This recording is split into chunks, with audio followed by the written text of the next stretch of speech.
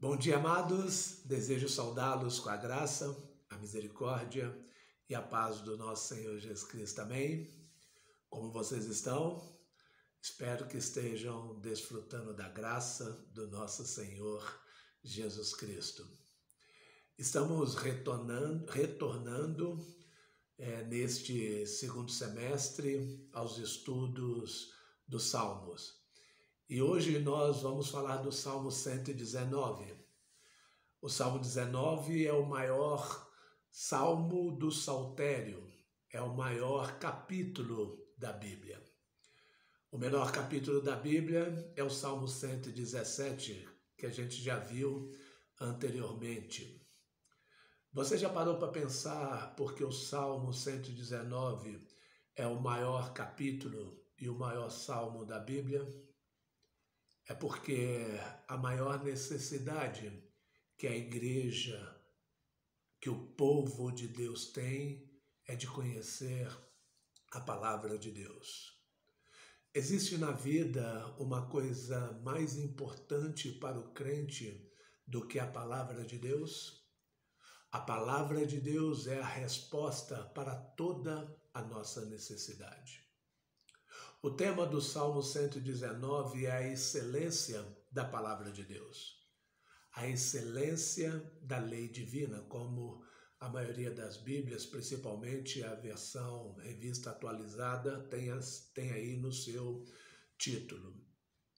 Mas no hebraico, o Salmo 119 não tem título e nem tem o autor identificado. Alguns comentaristas chegam à conclusão que provavelmente o Salmo 119 poderia ter sido escrito por Jeremias, o profeta, ou por Esdras, porque Esdras tinha disposto o seu coração para buscar a lei do Senhor, para estudar a lei do Senhor, para praticar a lei do Senhor e para ensinar a lei do Senhor.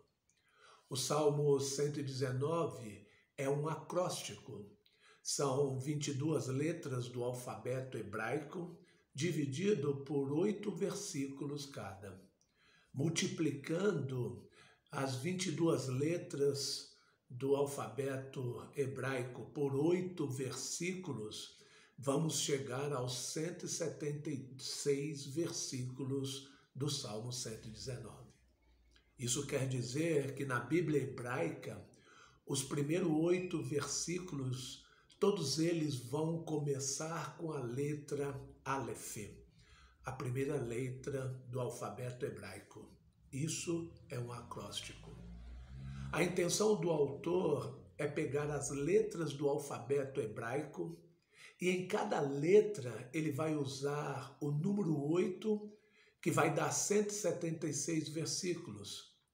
Com isso, ele está querendo passar a ideia do ponto de vista da estrutura do Salmo, algo que é perfeito, algo que é completo. Jesus é a essência da palavra de Deus. Tanto é que ele diz: examinais as Escrituras, porque cuidai ter nelas a vida eterna, e são elas que de mim testificam. Quando nós olhamos para o Salmo 119, também nos desperta querermos saber qual o propósito do Salmo 119. Qual o propósito do salmista ao escrever o Salmo 119? O objetivo do salmista é nos mostrar que as Escrituras, elas são úteis em todas as formas e capaz de satisfazer a qualquer necessidade ou a qualquer necessidade que tenhamos hoje, ontem, amanhã e na eternidade. O salmista quer nos mostrar que a palavra de Deus é tudo para nós. Conforme o Salmo 119, a palavra de Deus é perfeita e restaura a alma, alegra, dá sabedoria, dá tudo do que precisamos para sobreviver do ponto de vista espiritual. Nós precisamos ler estudar, meditar e praticar a palavra de Deus. Ela precisa ser o nosso alimento diário, o nosso pão diário. Nesse salmo, podemos tirar algumas lições para a nossa vida. Vamos ler a primeira estrofe do Salmo 119. Como nós vimos, ele é dividido em 22 estrofes, não é verdade? Vamos lá então ler esses primeiros 8 versículos, essa primeira estrofe do Salmo 119. Versículo 1. Bem-aventurados os irrepreensíveis no seu caminho, que andam na lei do Senhor. Bem-aventurados os que guardam as suas prescrições e o buscam de todo o coração. Não praticam iniquidade e andam nos seus caminhos. Tu ordenaste os teus mandamentos para que os cumpramos à risca. Tomara sejam firmes os meus passos, para que eu observe os teus preceitos.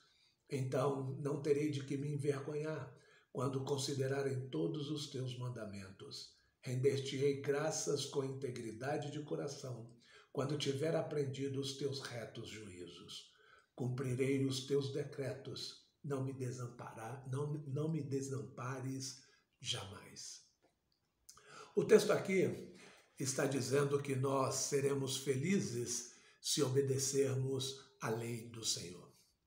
O salmista vai colocar várias vezes no Salmo 119 que ele obedece à lei do Senhor, que ele cumpre a lei do Senhor, porque ele ama o Senhor e ama a palavra do Senhor.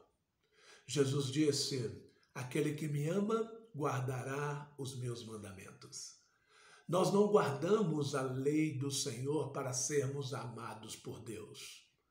Nós somos amados por Deus, nós amamos a Deus e por isso nós vamos obedecer a sua palavra. É uma obediência por amor. Então vamos ver as lições que esse salmo tem a nos dizer. A primeira lição que podemos extrair do Salmo 119 é que a palavra de Deus é autoridade na nossa vida. Deus não nos dá dica, Deus dá mandamento. Deus não nos dá sugestão, Ele dá ordem. A palavra de Deus é autoridade em matéria de fé, de conduta, de comportamento e de culto. A Bíblia é a autoridade final. É a voz da autoridade divina. É interessante nós notarmos que o salmista, nesses primeiros 8 versículos, ele vai usar 6 palavras que são sinônimos do que é a palavra de Deus. As palavras que ele usa é lei, testemunho, estatuto, juízo, preceito, mandamento. Ele usa essas palavras com o objetivo de mostrar que a palavra de Deus é a autoridade suprema na nossa vida. A palavra de Deus não é uma opção, um caminho, mas o único caminho. Em 2 Timóteo 3:16 e 17, esses 2 versículos vão nos mostrar o conceito das Escrituras. O que é a Escritura, a sua utilidade, o seu propósito. Toda a Escritura é inspirada por Deus. Ela procede de Deus e útil para o ensino, para a repreensão, para a correção, para a educação na justiça. A fim de que o homem de Deus seja perfeito, somos santificados na palavra e perfeitamente habilitados, capacitados na palavra para toda boa obra. Tudo o que fazemos está na palavra. Devemos cantar na palavra. Devemos falar a palavra, devemos viver na palavra.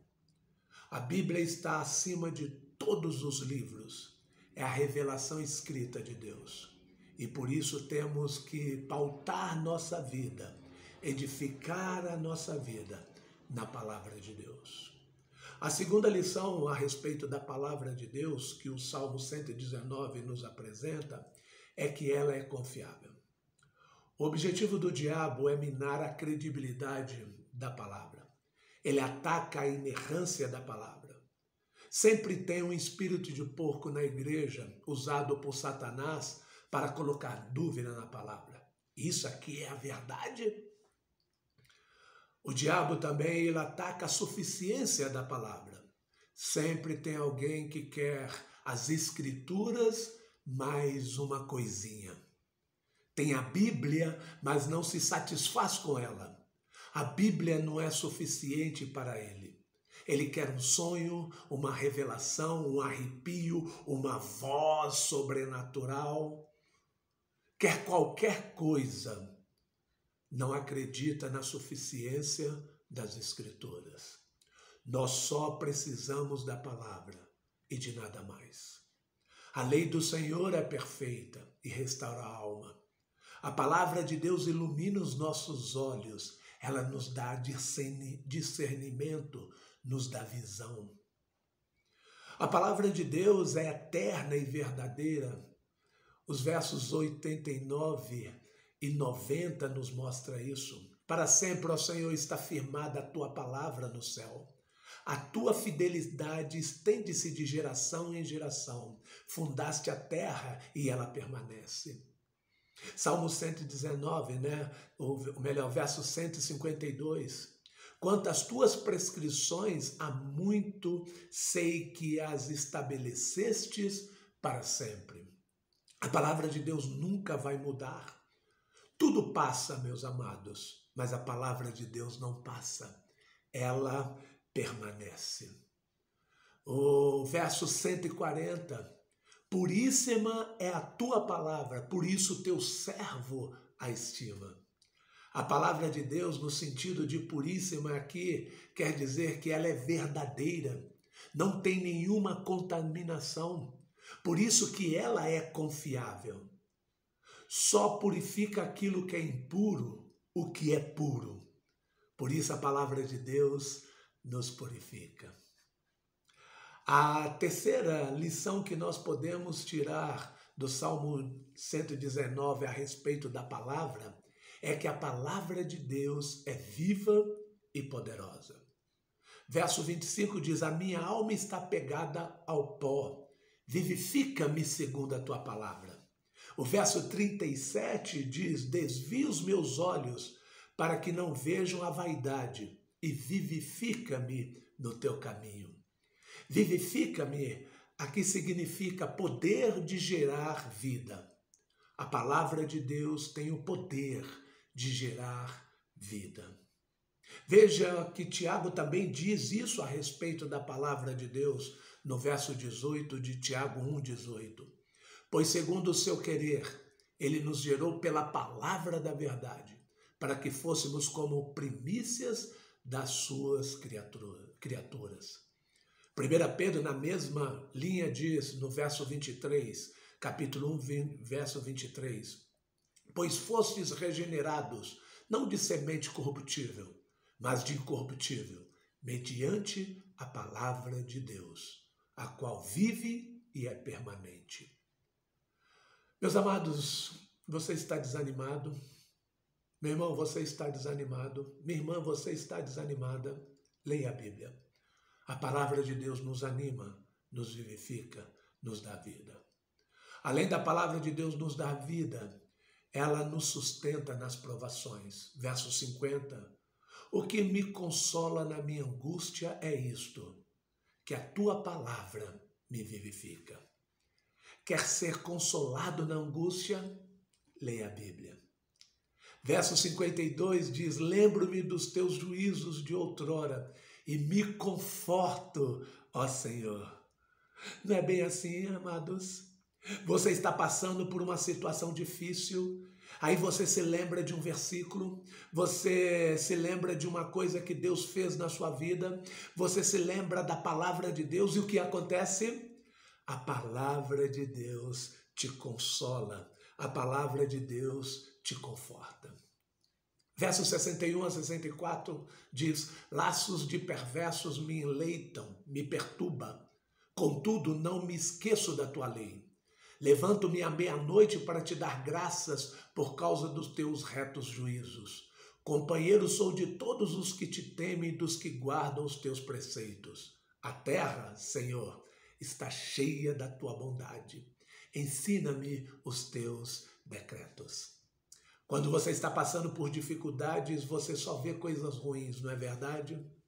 Mas quando você lê a Bíblia, você descobre que a terra, mesmo com a sua hostilidade, está cheia da bondade do Senhor.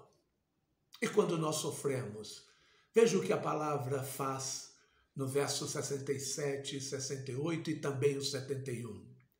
Antes de ser afligido, andava errado, mas agora aguardo a tua palavra.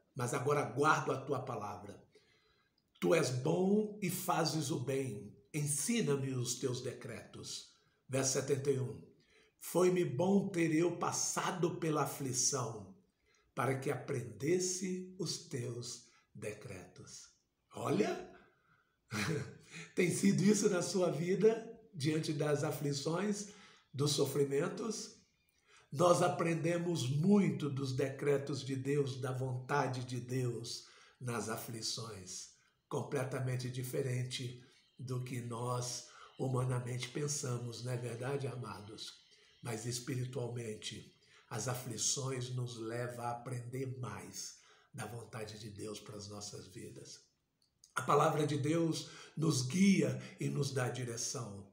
Verso 18, desvenda os meus olhos para que eu contemple as maravilhas da tua lei.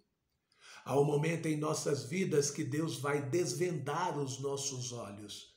E aí vamos enxergar a sua vontade em nossa vida. E aí a gente começa a enxergar aquilo que a nós era oculto.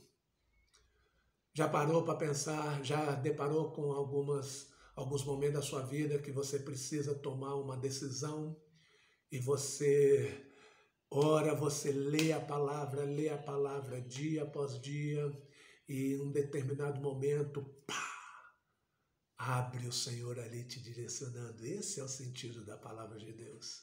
Você já experimentou isso na sua vida? Verso 24. Com efeito, os teus testemunhos são o meu prazer, são os meus conselheiros. Verso 104 e 105. Pelos teus mandamentos alcancei entendimento, pelo que aborreço todo falso caminho. Lâmpada para os meus pés é a tua palavra e luz para o meu caminho. Cada passo que você dá, você precisa da orientação da palavra de Deus, passo a passo. Para sabermos a vontade de Deus, nós precisamos meditar na palavra de Deus todo dia. Porque meditando na palavra todo dia, Deus vai nos dar entendimento. Deus não nos dá de uma vez o mapa completo. A palavra de Deus nos santifica, verso 9. De que maneira poderá o jovem guardar puro o seu caminho? Observando-o segundo a tua palavra. A nossa luta é por pureza interior. A luta contra o pecado começa com os pensamentos, desejos, com a vontade. E a única arma que nós temos poderosa para nos purificar é a palavra de Deus no poder do Espírito Santo. Verso 36, inclina-me o coração aos teus testemunhos e não à cobiça. A palavra de Deus nos dá prazer e alegria. Se existe uma coisa que tem faltado no mundo hoje, é a verdadeira alegria. A palavra de Deus é essa alegria. Verso 14, mais me regozijo com caminhos dos teus testemunhos do que com todas as riquezas. Alegria baseada na riqueza. A verdadeira alegria está baseada na palavra. Verso 16, terei prazer nos teus decretos. Não me esquecerei da tua palavra. Verso 24, com efeito os teus testemunhos são o meu prazer, são os meus conselheiros. Verso 77, baixem sobre mim as tuas misericórdias para que eu viva, pois na tua lei está o meu prazer. Verso 92, não fosse a tua lei ter sido o meu prazer, há muito já teria eu perecido na minha angústia. Verso 111, os teus testemunhos recebi-os por legado perpétuo, porque me constituem o prazer do coração. Verso 162, alegro-me nas tuas promessas, com quem acha grande despojos. E é interessante nós vermos a última estrofe desse salmo, que diz no verso 169 em diante: chegue a ti, Senhor, a minha súplica, dá-me entendimento segundo a tua palavra. Chegue a minha petição à tua presença, livra-me segundo a tua palavra. Profiram louvor os meus lábios, pois me ensina os teus decretos. A minha língua celebre a tua lei, pois todos os teus mandamentos são justiça. Venha a tua mão socorrer-me, pois escolhi os teus preceitos. Suspiro, Senhor, por tua salvação. A tua lei é todo o meu prazer. Viva a minha alma para louvar-te. Ajude-me os teus juízos. Ando errante como ovelha desgarrada. Procura o teu servo, pois não me esqueço dos teus mandamentos. O salmista diz que precisa de entendimento da palavra de Deus, de livramento segundo a palavra de Deus, de socorro por intermédio da palavra, de salvação pela palavra, louvor pela palavra, tudo pela palavra. E a lição que nós podemos tirar aqui deste salmo, irmãos, é que devemos obedecer e amar a Bíblia, pois a palavra de Deus é uma carta de amor para o seu povo. Ele nos deu essa carta maravilhosa. Devemos aplicar a nossa vida, devemos aplicar a Bíblia à nossa vida. Segundo Timóteo 2,15, a segunda carta de Timóteo 2,15, nós precisamos nos apresentar diante de Deus como obreiros que manejam bem a palavra da verdade. Que essa seja a verdade na sua vida. Que a excelência da palavra esteja como verdade na sua vida, para que assim possamos viver honrando e glorificando nosso Deus. Vamos orar? Maravilhoso Deus, nós te louvamos pela tua palavra, que é eterna e nunca passará, que é o nosso alimento, vida e prazer. Que a tua palavra habite ricamente em nosso coração e mente. Que a tua palavra seja o prazer da tua igreja em ler, estudar, meditar e praticar a tua palavra. Que a tua palavra possa moldar a nossa vida segundo o caráter do nosso Senhor Jesus Cristo. Que tenhamos uma mente e um coração formatado no Senhor. É o que nós oramos no nome do nosso Senhor Jesus Cristo.